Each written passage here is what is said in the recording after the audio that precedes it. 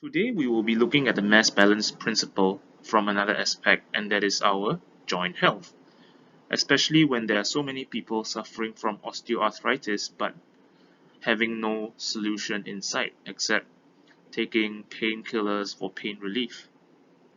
But how does osteoarthritis even become an issue in the first place? If we were to use the mass balance principle to look at our joint cartilage, we can see that again there is a creation and there is an elimination of cartilage. Why? Because we need to be creating new cartilage, and this is done by the chondrocyte cells. And then we need to be eliminating old or damaged cartilage. Every time there is an injury to our cartilage and it's damaged, its structure is not going to be the best. And so we've got synoviocytes that help to eliminate old cartilage via the production of matrix metalloproteinase enzymes. So what happens with repetitive joint injury? We would see the synoviocytes being more active in producing the MMP enzymes, and the chondrocytes are not going to be increasing their rate of production. The rate of production of cartilage will still remain relatively constant, but when the elimination rate goes up again, we would see a faster degradation of joint cartilage, and the result would very likely be osteoporosis. So we can see in the biological sense the synoviocytes and the chondrocytes, and what they're going to do is they're going to maintain a balance of this cartilage area. The problem being that when there is an injury,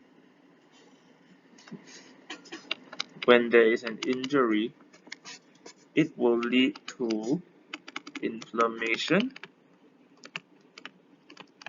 and this inflammation is the driving force for MMP production.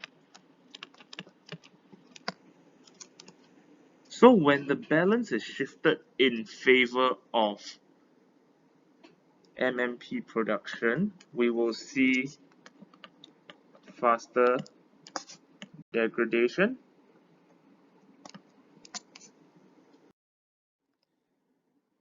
and the problem being that when there is a faster degradation but chondrocyte activity remains the same,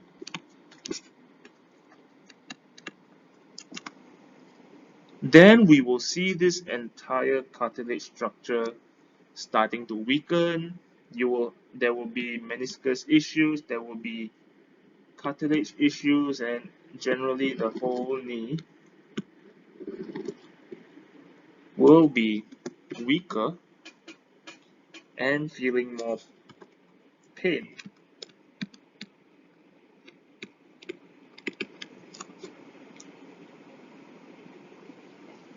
So with that, we need to look at how the inflammatory response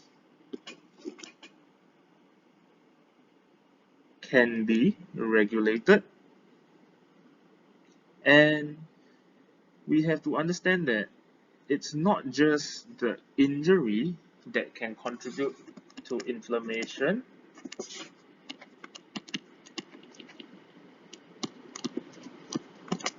Our diet can also contribute to inflammation, especially when we're eating all the processed foods high in sugar. Our stress levels, when we're too stressed, we can lead on to inflammation too. When we're not sleeping, inflammation again. And these are things that modern drugs would not be able to deal with, because what happens is that when all of these factors are involved, they change how the cell behaves. When you've got an anti-inflammatory drug,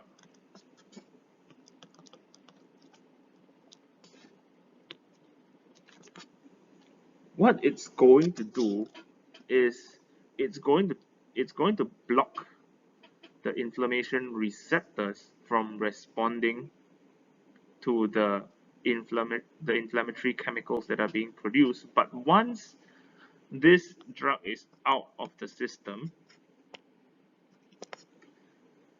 the inflammatory chemicals that are there will come back to influence the activity of the cell once again. So when we have this constant chronic source of inflammation, we will realize that it's not just going to precipitate osteoarthritis in due time, but as we have seen previously in cholesterol, in osteoporosis, that is also going to shift up the balance of how our cells are going to behave.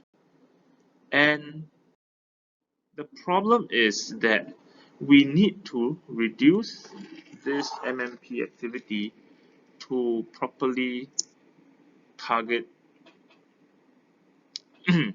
uh, a good treatment for osteoarthritis.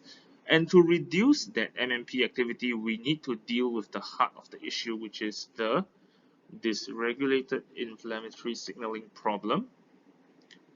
Do feel free to scan this QR code to see what nutrients in our diet can help to support healthy joints, and also feel free to subscribe to my channel to stay up to date with the latest news.